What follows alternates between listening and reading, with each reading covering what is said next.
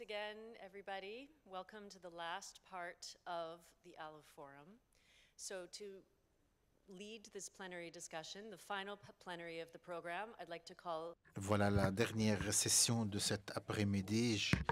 Donc j'invite Dr. Monsieur Valéry à la tribune, le directeur adjoint de ALIF. Merci Sandra.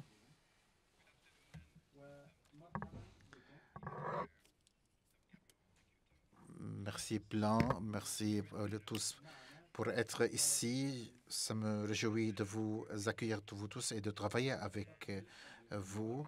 Merci bien pour le support immense que vous m'avez apporté à ALIF et vous avez pour 4 ans et demi pour moi-même et pour durant les 6 années pour ALIF. Merci à vous tous pour être ici pour cette dernière session plénière et pour les conclusions. Donc, je dois admettre que j'ai déjà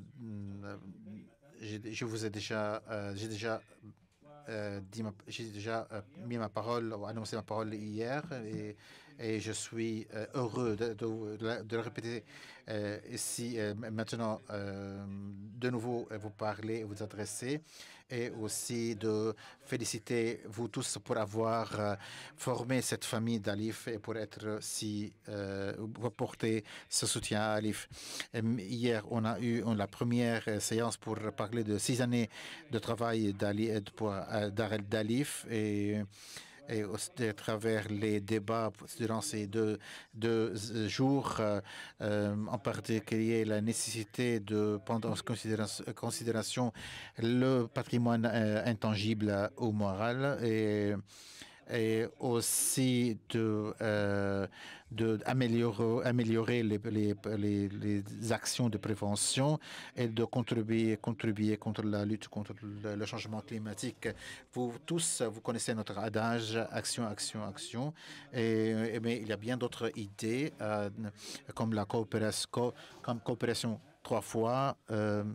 On doit donc joindre la coopération avec l'action et la coordination aussi, la flexibilité aussi, l'agilité, le partenariat, la responsabilité et tout ça. Merci tous pour ces idées, mais ils sont très importants pour nous pour les années à venir. Donc, pour continuer dans les idées de changement et pour élaborer les lignes directrices et les actions futures pour ALIF,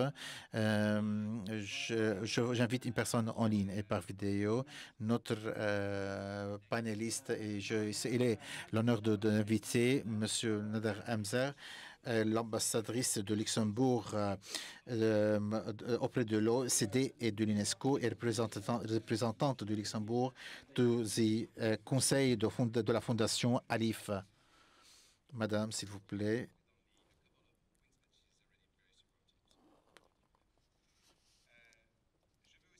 Aussi, j'invite Shoshana Stewart, directrice générale de Turquoise Mountain. Je ne sais pas si vous êtes basé en Angleterre ou en Pakistan ou en Afghanistan ou d'autres. Vous êtes basé en Jordanie, alors veuillez nous joindre sur la tribune.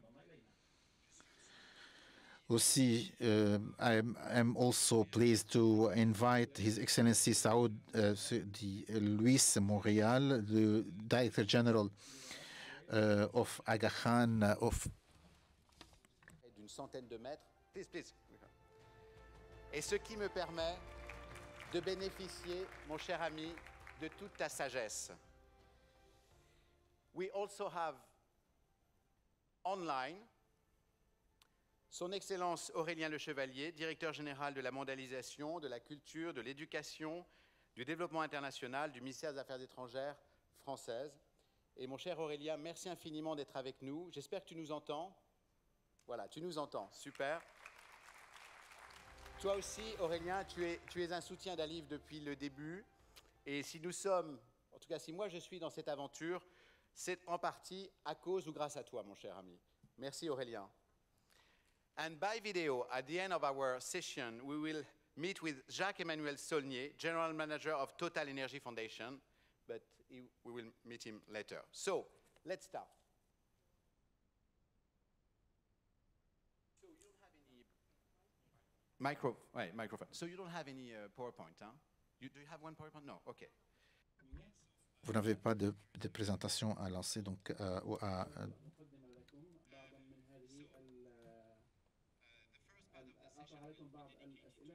la première partie de cette séance sera pour parler des défis et comme on a déjà parlé, on a parlé des défis, mais Louis, vous avez été déjà, Louis et Montréal, vous travaillez dans ce domaine depuis 4 années et vous êtes un professionnel dans le domaine. Quels sont les questions et les défis que qui sont constants, qui ne changent pas et dont vous faites face? Quels sont ces défis? La situation a changé grâce merci à Alif, mais les difficultés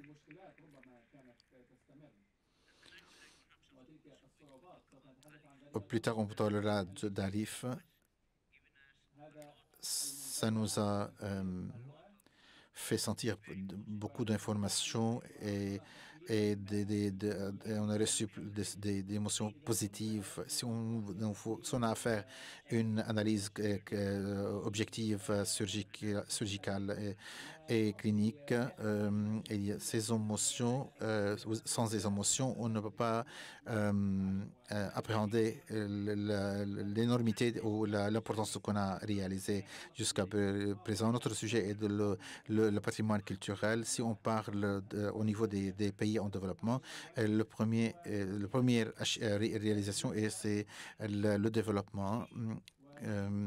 On peut voir à travers les procédés accélérés de localisation de la production et de l'industrie. On voit des sites archéologiques, des sites historiques. C'est le premier succès. Le second est la carence ou le manque d'adaptation du côté législatif et des instruments légaux dans les pays en développement. Et comme conséquence, il y a un manque de soutien, de contrôle administratif. On a déjà parlé sur le trafic de ces monuments et d'autres. Donc, aussi l'effet du changement climatique, mais d'une manière sur la gravité du diagnostic de la situation. Je crois aussi, si je tiens à être clair, et que les organisations intergouvernementales ont perdu beaucoup de temps pour prendre l'action. Ils ont aussi perdu la pression ou un peu l'effet. Donc, comme moi-même, quand j'étais jeune et je travaillais comme archéologue, l'UNESCO a perdu cet avantage, non pas non pas à cause de la personnalité des cadres, mais le manque de la politisation, et le manque de soutien et la politisation des organes donateurs. Donc, il faut apporter une nouvelle méthode de pensée et c'est un peu ce qui fait la complexité de ces questions. Je crois que je dois m'arrêter à ce point. Vous avez travaillé avec travailler avec vous en Afghanistan et ce que vous faites, ce qu'on fait là-bas, ça rapporte au patrimoine tangible, au matériel. Donc, pourquoi c'est important et pourquoi Alif doit être plus engagé dans ce domaine? Ça me fait plaisir de s'approfondir dans ce sujet. Oui, on est plus concentré sur les monuments physiques et édifices plus que le patrimoine moral. Donc, et je crois que aussi je crois qu'il faut faire plus au héritage moral et je crois que pour que ce patrimoine intangible ou immatériel devient plus tangible pour nous. Donc, dans les montagnes de Bamiyan, il y a un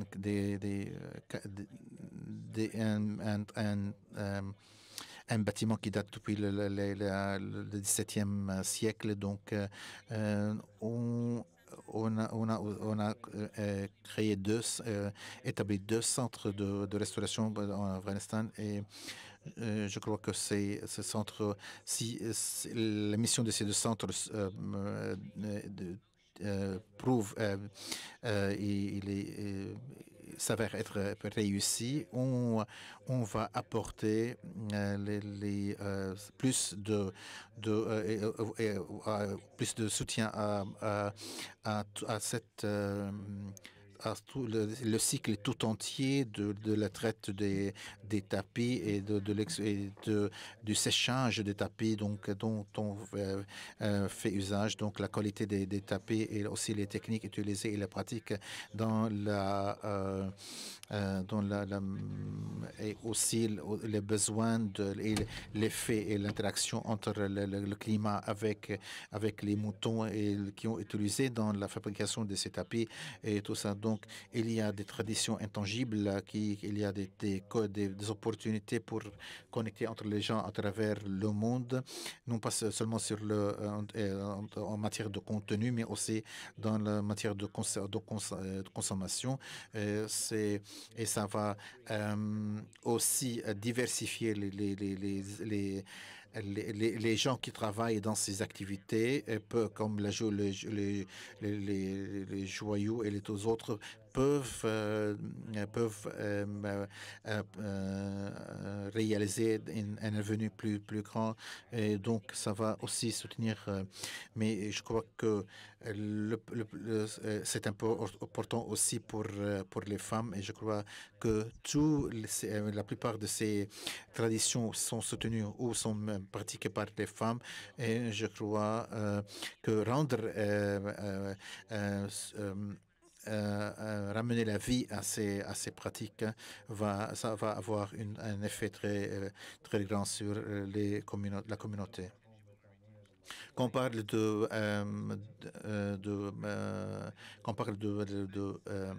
patrimoine intangible ou immatériel, on a aussi besoin de l'aide des experts qui viennent de l'Europe et d'autre part du monde. Donc, comment puissions aller en avant dans ce domaine? Oui, je crois que le patrimoine culturel intangible peuvent être conservés à travers la documentation.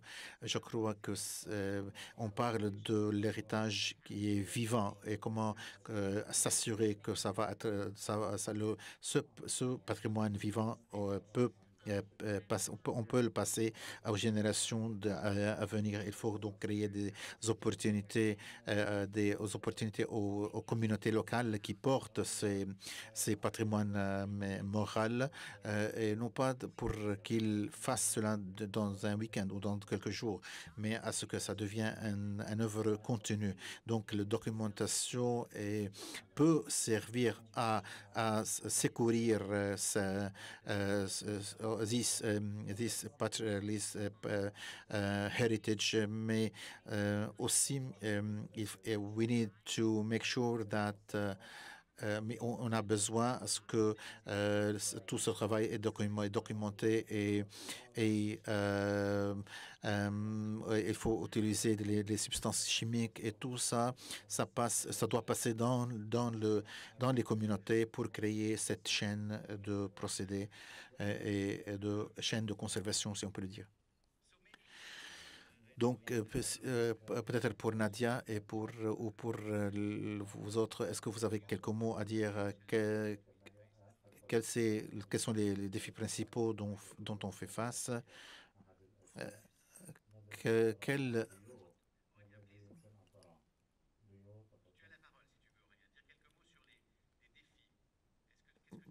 sont les défis? Thank you. Et d'abord, je voudrais vous dire l'immense plaisir et l'honneur de participer à ce forum. Comme l'a dit Valérie, j'ai eu la chance de voir la création d'Alif il y a 6 ans et je suis vraiment très ému et très fier de voir tout ce que Alif a réalisé jusqu'à maintenant. Et je remercie vraiment tous les organisateurs de ce forum, les amis des Émirats Arabes Unis qui vous accueillent, toute l'équipe d'organisation sous la direction de Valérie, bien sûr, et puis l'extraordinaire leadership du conseil d'administration sous la présidence de Tom Kaplan que je salue et dont j'admire les œuvres.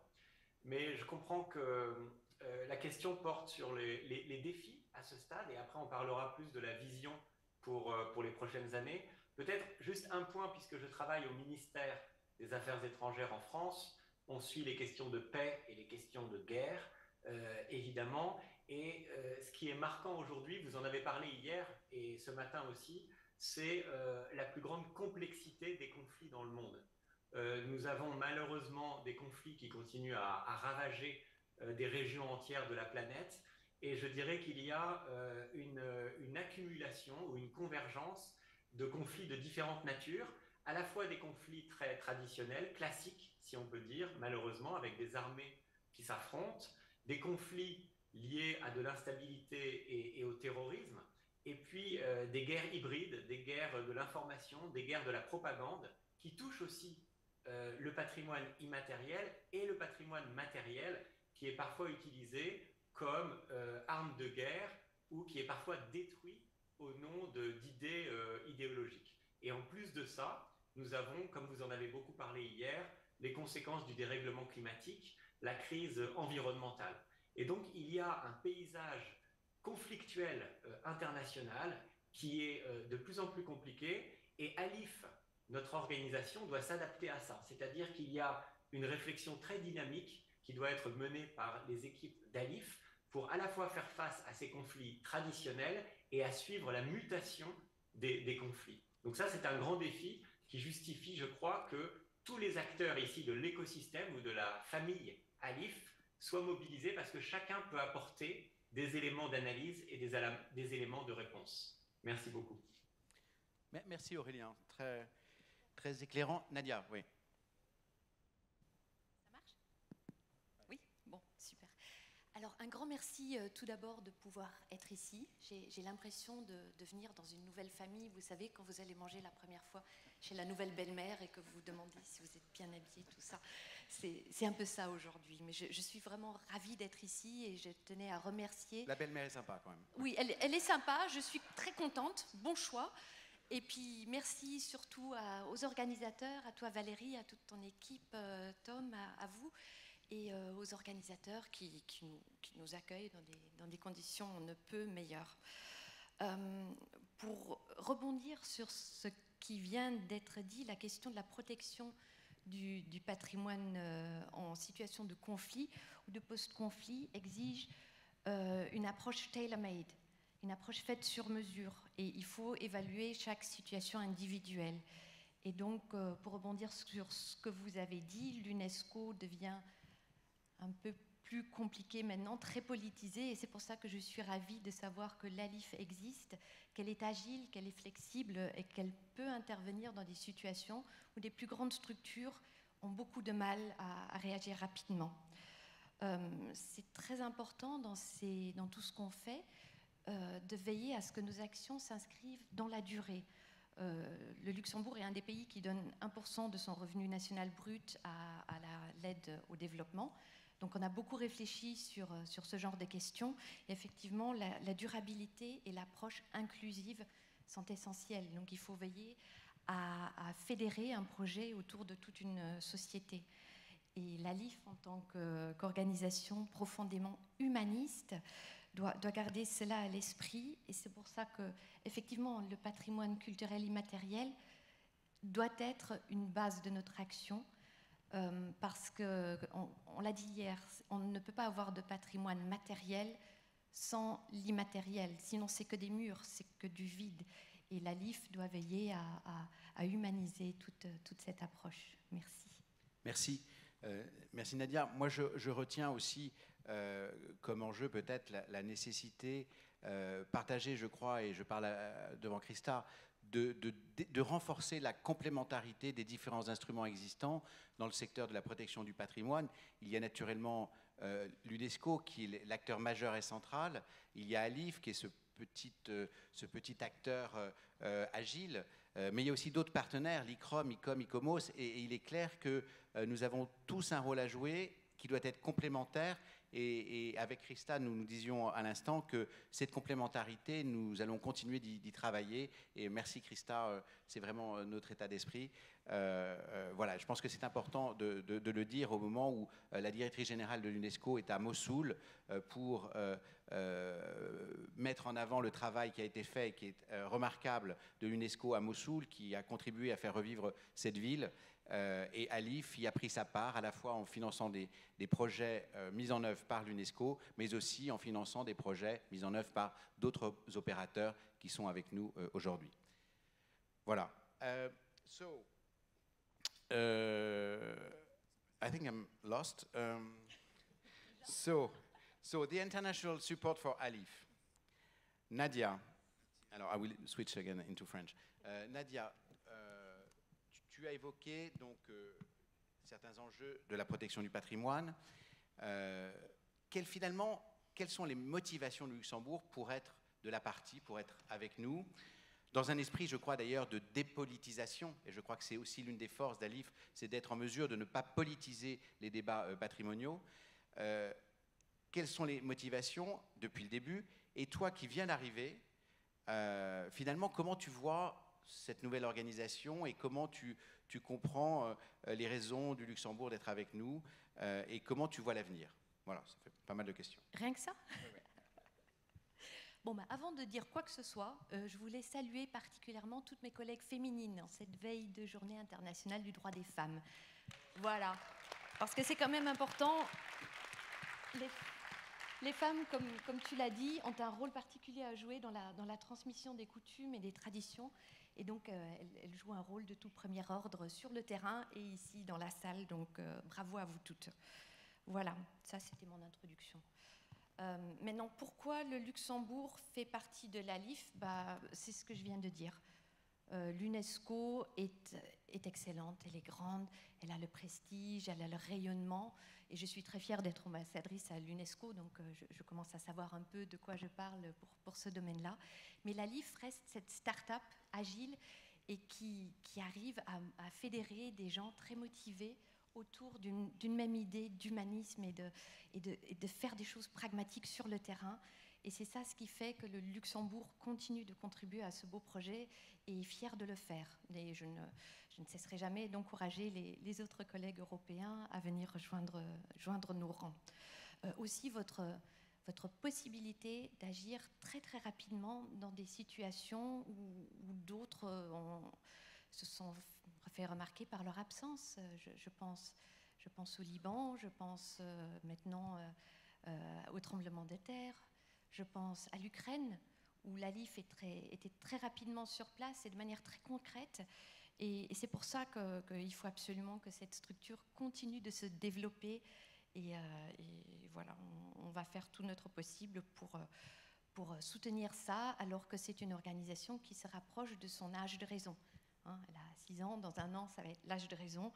Donc, à ce moment-là, c'est toujours une bonne période pour se poser les questions. Où est-ce qu'on veut que la LIF aille dans le long terme, pour que l'organisation reste pérenne et utile comme elle l'est aujourd'hui. Donc j'aurai plusieurs idées autour de ces notions-là, des idées qui ont été évoquées plusieurs fois ici, et j'en suis bien contente, parce que quand j'ai pris mes petites notes pour réfléchir à ce que j'allais dire, je me suis dit, mon Dieu, mais... Et après, j'ai retrouvé ces idées dans les discussions des 2 jours passés, et ça me rassure, parce que je vois bien que voilà, j'étais sur la bonne ligne, et la LIF, donc aussi pour le Luxembourg, en tout cas. Donc, j'avais des idées sur le multilatéralisme. Nous devons profiter pleinement des synergies offertes par la complémentarité d'instruments multilatéraux existants. Il ne faut pas réinventer la roue quand la roue existe déjà. Il ne faut pas dupliquer la roue quand il y en a une. Il faut prendre ce qu'il y a et travailler. Et je vois une complémentarité très évidente entre ALIF et l'UNESCO, ALIF et l'UE, ALIF et d'autres organisations régionales et multilatérales. Et donc il faut peut-être plus encore analyser où est-ce qu'on peut se coordonner et travailler mieux ensemble sur le terrain. Voilà. Les moyens ensuite, parce que pour être réactif et pour pouvoir agir vite, il faut des fonds. Et je vois avec toutes les idées qui ont été lancées ces 2 derniers jours, il faudra de plus en plus de fonds. Et donc, c'est un devoir à domicile pour nous tous d'encourager les gens autour de nous, les partenaires, les pays que nous connaissons, et de les encourager à adhérer à ce très beau projet pour qu'on puisse continuer à faire ce travail ensemble. Il faudra viser les acteurs qui partagent notre conception de l'urgence de la protection du patrimoine. C'est crucial. Ensuite, en termes de durabilité et d'inclusivité, la philosophie très humaniste qui sous-tend les actions de la LIF cherche à inscrire ces actions dans le long terme et au niveau local. Et donc là, je me dis, ce serait peut-être bien de veiller à former davantage d'experts. Mais les experts, ils n'arrivent pas comme ça. Les experts, il faut les encourager, les sensibiliser dès leur plus jeune âge.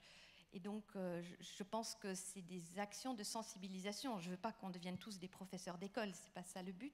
Mais peut-être plus investir dans des actions de sensibilisation de la population pour que les experts qui soient sur place se sentent soutenus et pour que le jour où il y a une catastrophe, où ils doivent fuir leur pays de toute urgence, il y ait quand même une étincelle qui permette de continuer à porter le flambeau. Voilà, c'est une diffusion de savoir-faire dans la société qui est essentielle pour ce que nous voulons faire ici.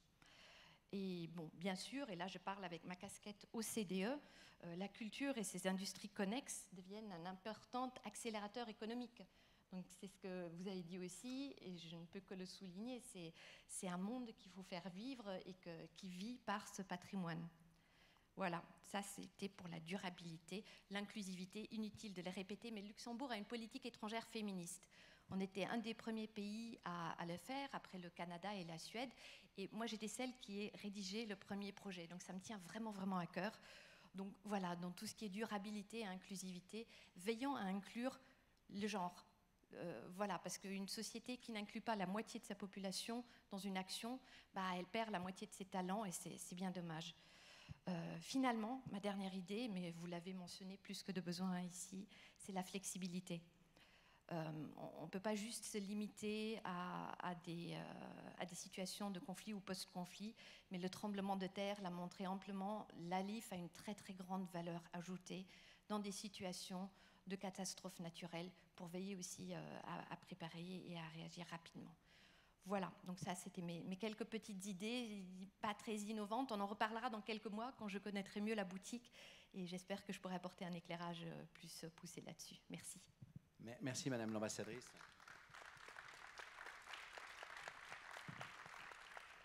En réalité, si je puis me permettre, Madame l'ambassadrice, non seulement vos idées sont pertinentes, mais on va pouvoir en parler dès demain au board, je crois, puisque nous avons un conseil de fondation, et je crois que dès demain, nous allons pouvoir soumettre ces idées. Vous pourrez les soumettre au board. Aurélien Le Chevalier,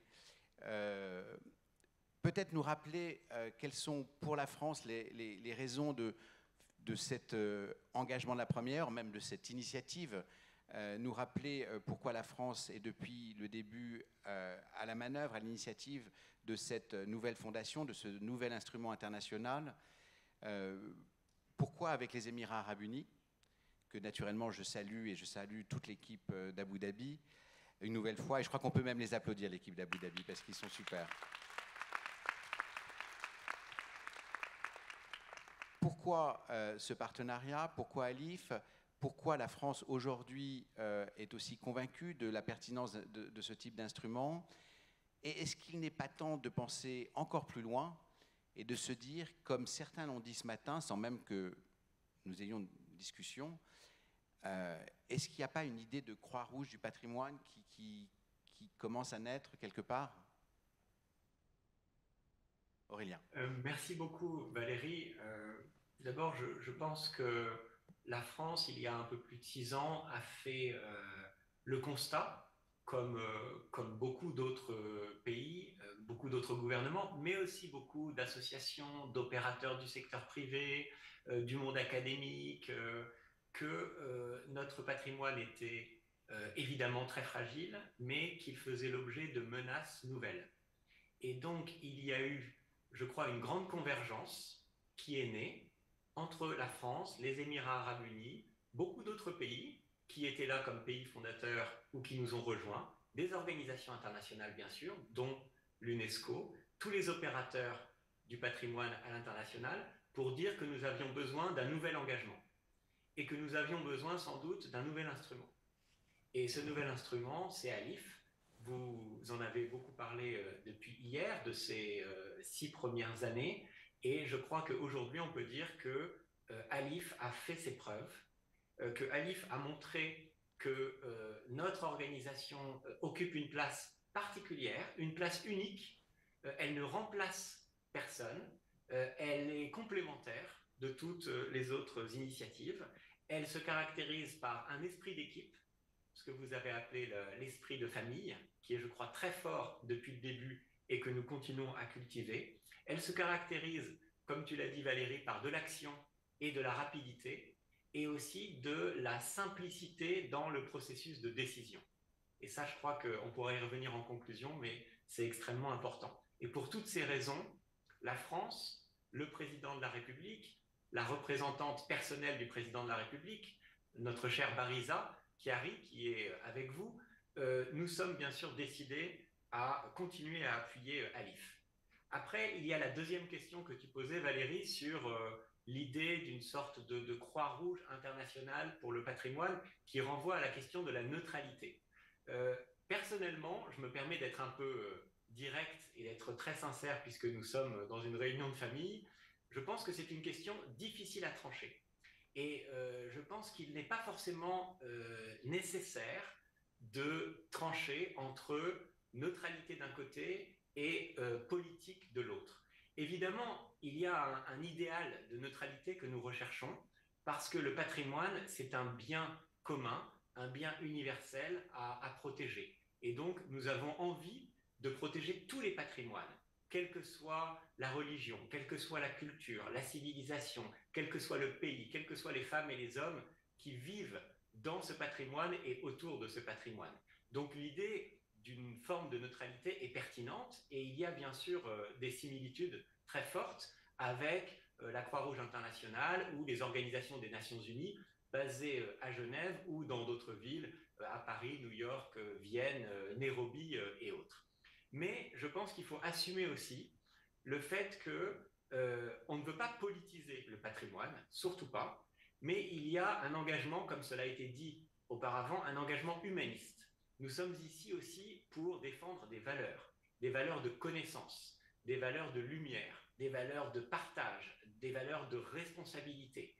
Et donc, je pense qu'il y a derrière ALIPH une forme d'engagement collectif qui est politique. Et donc, c'est pour ça que je dis qu'il ne faut pas forcément trancher. Et comme je suis un diplomate, j'ai essayé de proposer une solution un peu de convergence pour ne pas devoir choisir entre neutralité et politique. Je dirais que ALIPH, c'est un instrument de paix. C'est un instrument de promotion de la paix. Et donc, c'est une initiative qui est hautement diplomatique. Merci. Merci, Aurélien.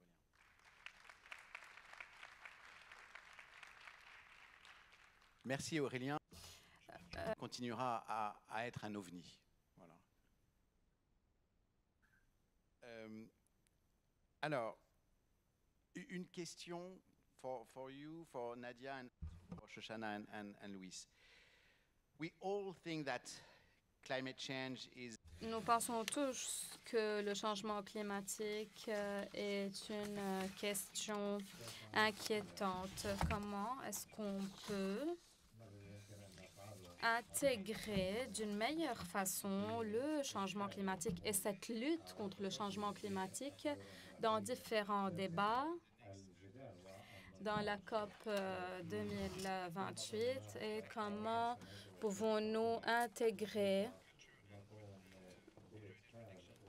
la protection du patrimoine culturel pour une meilleure intégration dans la protection, dans les aides, parce que parfois on sent que quand nous demandons aux agences de gouvernement, ils nous disent non, ça ne fait pas partie de notre travail, le patrimoine culturel, et on a des organisations d'urgence à répondre, et ce n'est pas notre vraiment domaine de travail. Alors que pouvons-nous faire pour mettre la protection culturelle dans le corps et dans le centre des différents secteurs qui travaillent sur le développement d'aide et développement de l'aide humanitaire et de la lutte contre le changement climatique? Shoshana, je sais que vous avez hâte de répondre. Je voudrais parler un peu du développement. Alif travaille sur la préservation de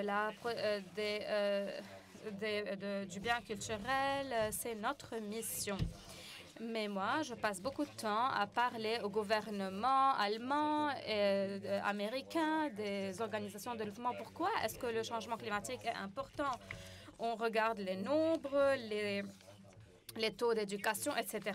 Voilà ma réponse pour vous.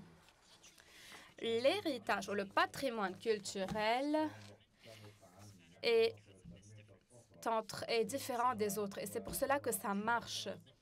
Les projets de développement ont certains problèmes, font face à certains problèmes. Parlons du niveau de l'investissement, des questions de l'éducation, comment est la traite des femmes et comment nous pouvons fixer ceci. Le patrimoine culturel s'oppose à ceci. Comment donc bâtir ce soutien? Because it's a fundamentally respectful and joyful interaction.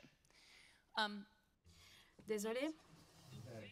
Donc, au niveau mécanique, si nous voulons penser au point de départ du patrimoine culturel, si nous voulons une bonne relation avec les gens et comment bâtir tout ce qui les entoure. Pensons à l'Afghanistan où nous travaillons. Nous travaillons avec une communauté au centre de Kapamorhani et nous dirigeons une institution qui est liée aux biens, aux objets et aussi des écoles ainsi que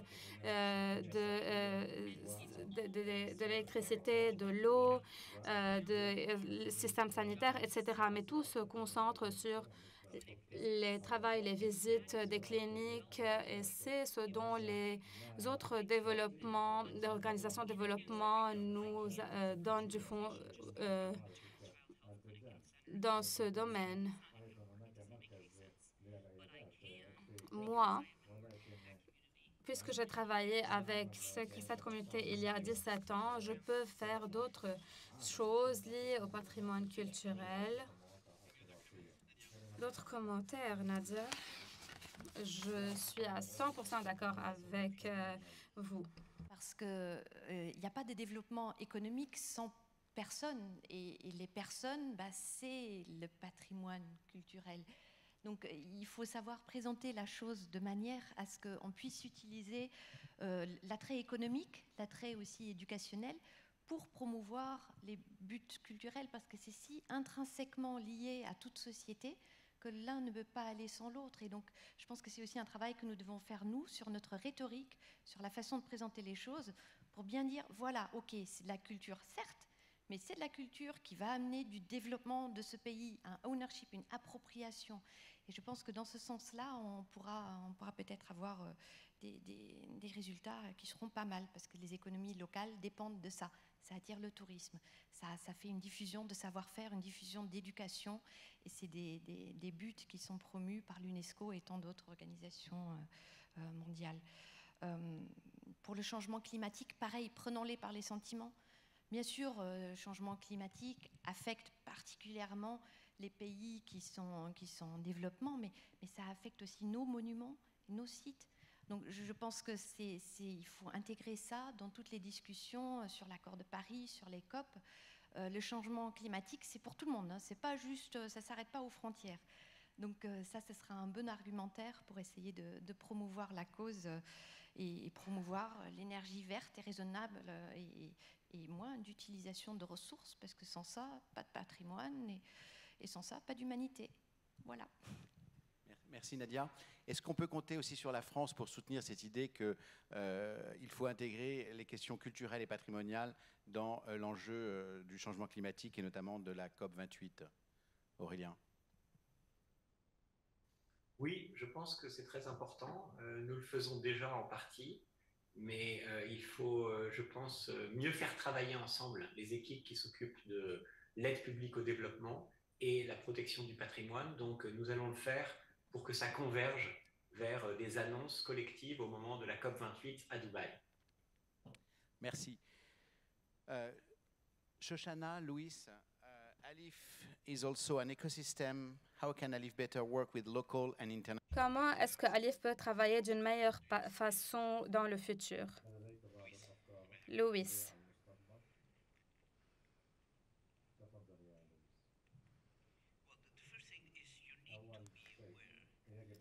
Donc, au début, nous devons voir que c'est un instrument très effectif. Il y a une vision.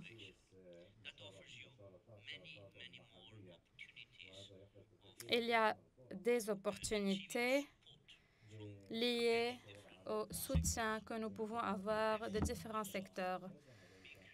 Nous avons été créés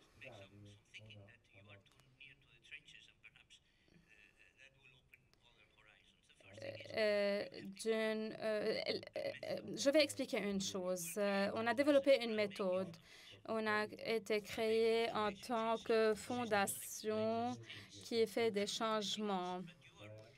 Et nous travaillons dans un système suisse et nous pouvons assurer des dons et développer la façon dont on assure donc les projets et on les destine d'une façon spécifique. C'est unique et c'est important et c'est un bon usage des ressources pour garantir que ceci n'est pas perdu. Et donc, durant 6 années, vous avez abouti à un point et vous avez créé cette façon de gestion. Si nous parlons du futur, vous devez vous demander, et je pense que vous le faites, si nous voulons aller en avant et dans des cas spécifiques, être une entité qui est en train d'opérer. Deuxièmement, vous étiez en train de parler des opportunités. Je voudrais parler maintenant de ma conviction vis-à-vis du mode de financement. Et j'ai entendu parler des questions de neutralité venant de Paris et d'autres, mais parlons du financement. Pour moi, au début, il est nécessaire et important que la majorité des donateurs soient des États. Nous avons besoin de beaucoup d'argent parce que nous devons travailler dans des zones de conflit qui requièrent des centaines de milliers. Et on a senti aujourd'hui qu'il y a des centaines de kilomètres de budget. Et ceci ne peut être assuré que par l'État. Et je n'aimerais pas l'idée qu'une corporation multinationale va assurer des subventions parce que vous allez utiliser plusieurs capacités. Donc, pour avoir accès aux finances publiques, financement public, vous devez savoir comment est-ce que les États peuvent participer à ALIF et comment. Pourquoi?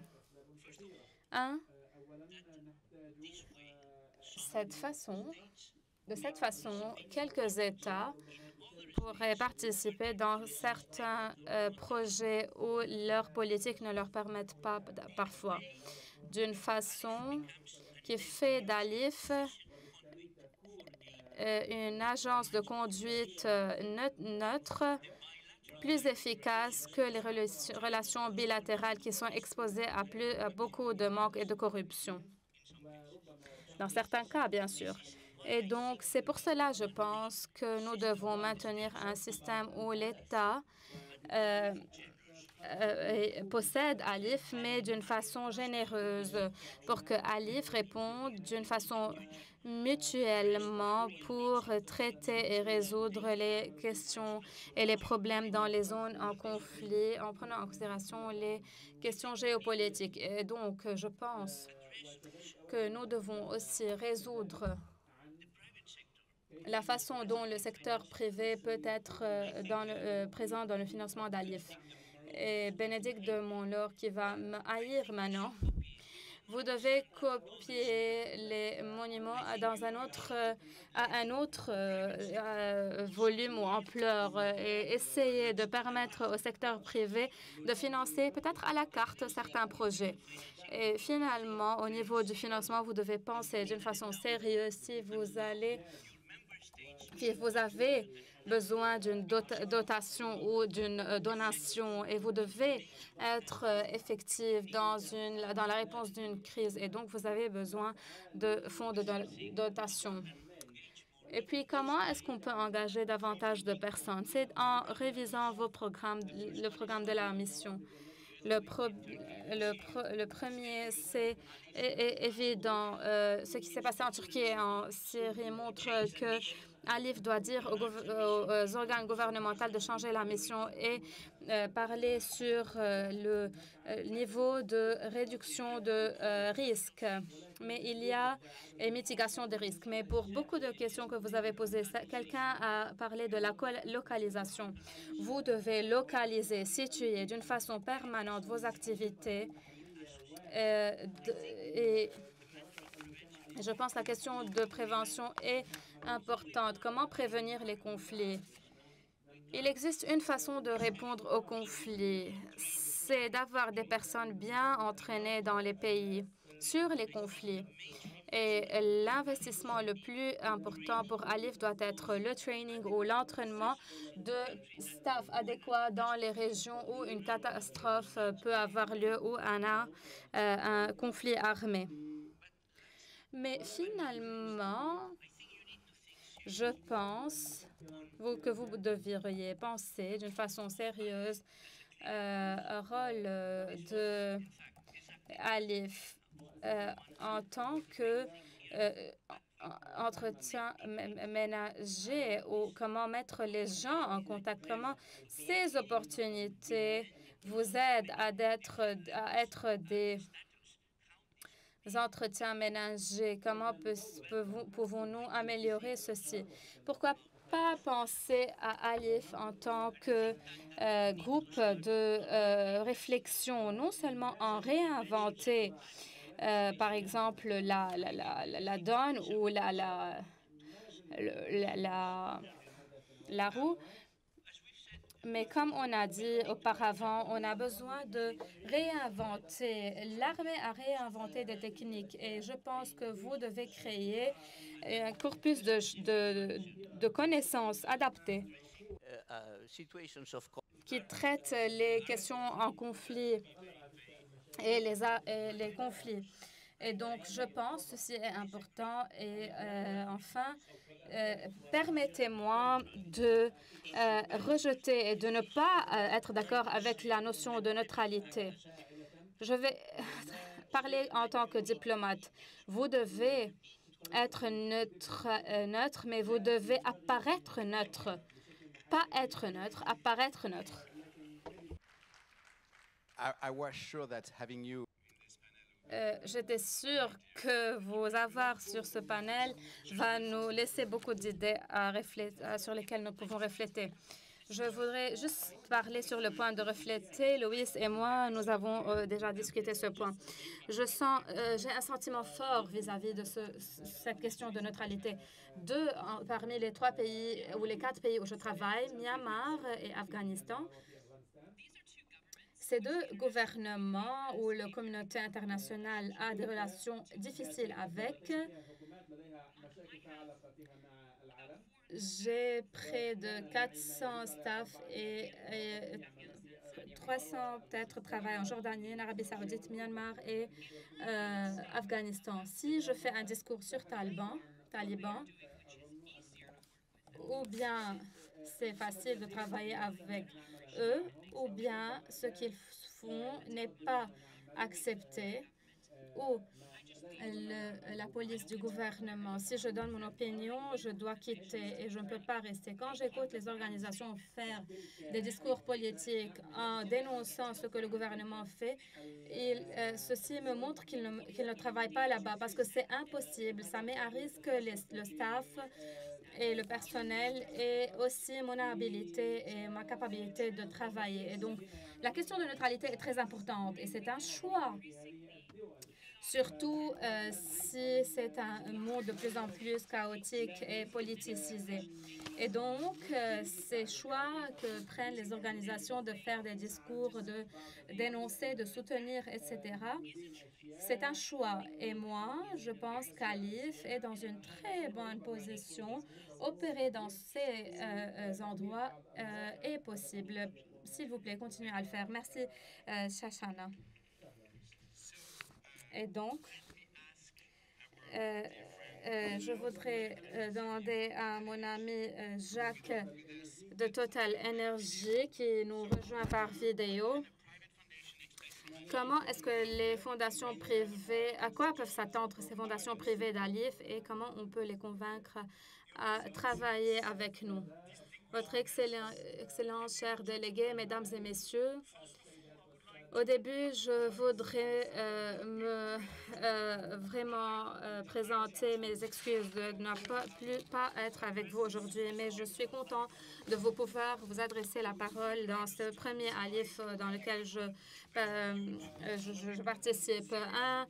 Je voudrais parler et présenter mes désolations aux populations syriennes et turques et remercier le groupe d'Alif pour leur soutien. Le patrimoine culturel est très utile pour l'histoire et c'est pour cela Total Energies croit en l'importance de soutenir des initiatives et ceci est clé aujourd'hui.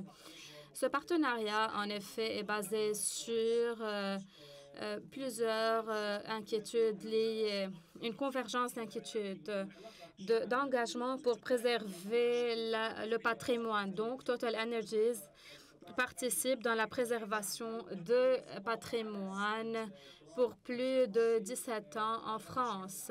Ce partenariat avec Alif montre notre engagement, surtout dans les régions affectées par les conflits.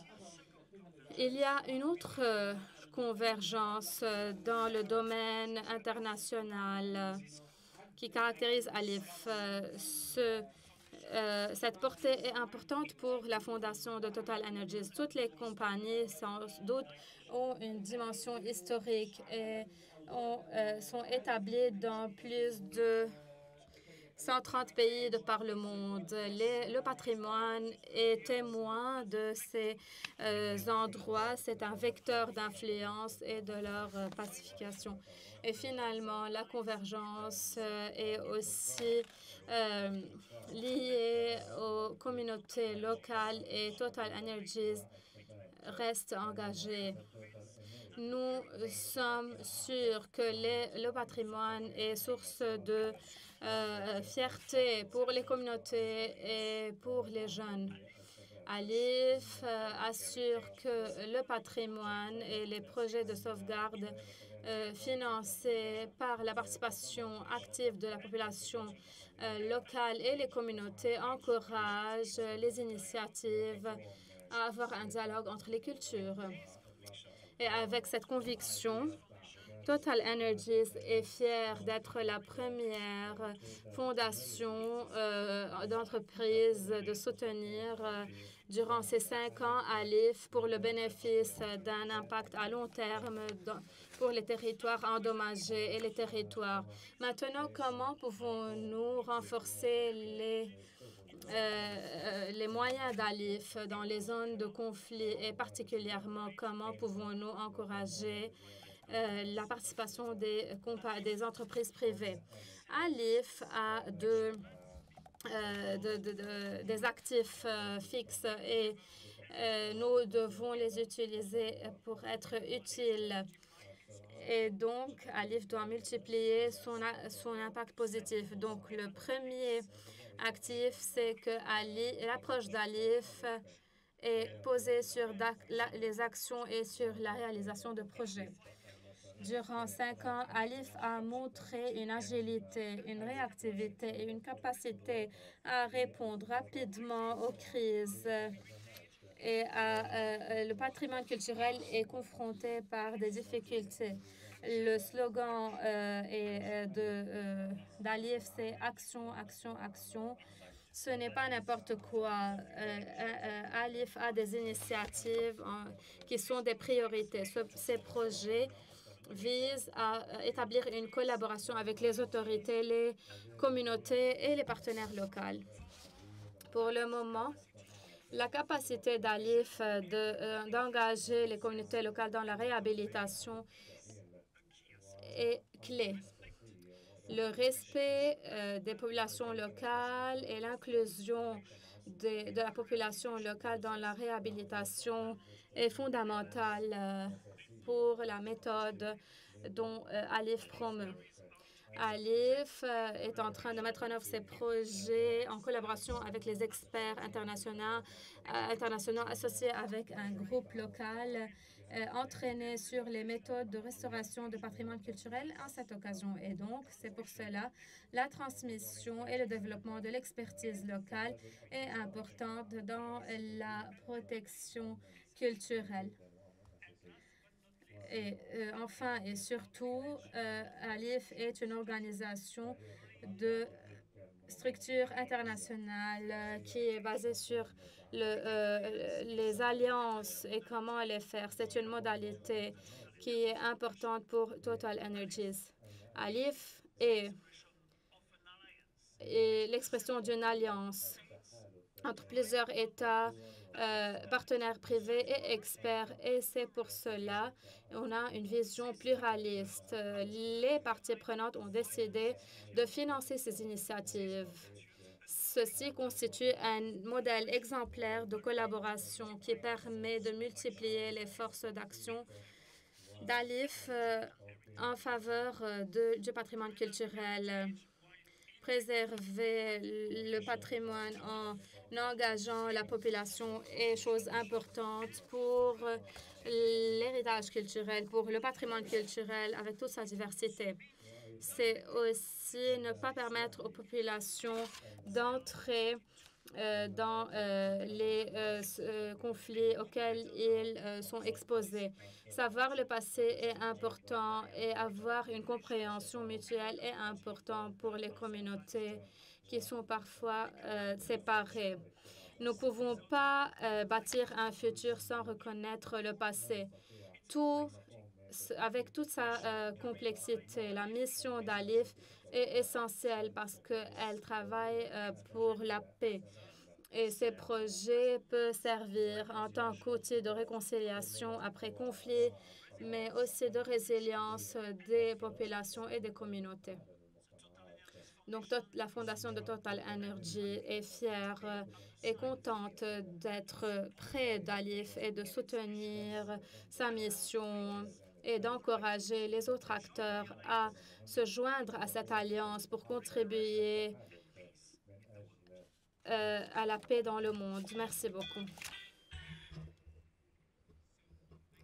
Donc, merci Jacques-Emmanuel pour nous avoir aidés à convaincre les donateurs potentiels. Et donc, nous avons fini. Et je voudrais que vous me donniez 2 mots pour qu'il soit notre devise pour l'année prochaine. Nadia.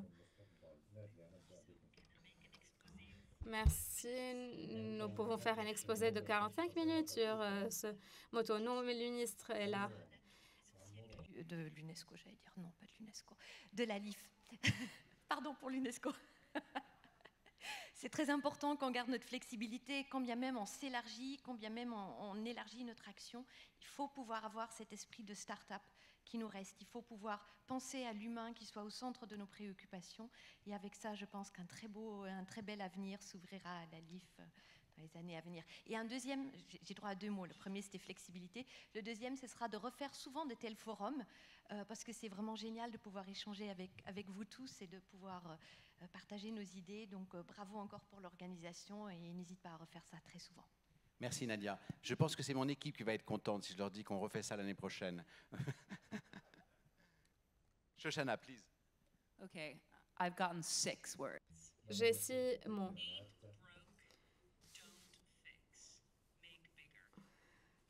Donc, agrandissez et développez-vous. 2 mots. Soyez visionnaire. Vous êtes visionnaire. Aurélien. 2 words. Thank you. Merci. Garder la flexibilité, ça me paraît important, avec des actions qui sont toujours précises, qui font intervenir une diversité de partenaires. Ça, c'est très important aussi. Continuer à croître, mais maîtriser la croissance, développer de nouveaux partenariats, mais en contrôlant cette expansion pour garder l'esprit start-up. Je crois qu'on est aussi tout à fait d'accord avec ça. Intégrer la dimension de formation, ça nous paraît très utile, notamment pour les jeunes femmes et les femmes, mettre en avant Alif comme une initiative féministe, ça a été dit. Il y a la question, si on veut être visionnaire aussi, de savoir si Alif doit devenir, dans certains cas, un opérateur de projet, non seulement un think tank, mais aussi un think and do tank. Pour notre part, nous sommes ouverts à une telle évolution, mais peut-être qu'il faut bien définir avec le conseil d'administration les conditions pour que Alif soit, dans certains cas, très précis, un opérateur. Et donc, pour tout ça, garder surtout cet esprit d'équipe, cet esprit collectif, et compter sur l'engagement de la France, compter sur l'engagement du président de la République Emmanuel Macron, celui de Bariza, bien sûr, avec vous, et je vous remercie énormément pour l'invitation. Merci à toutes et à tous. Merci Aurélien. Again, thank you. Merci à tous pour votre vraiment participation ces 2 années. Merci pour nos pénalistes. Merci pour cette amicabilité et convivialité. Et nous donnons la parole maintenant à Tom Kaplan, notre responsable, et son Excellence, le ministère de la Culture et des Jeunes de l'IAE. Sandra, à vous la parole. Nous devons donc quitter. Merci beaucoup.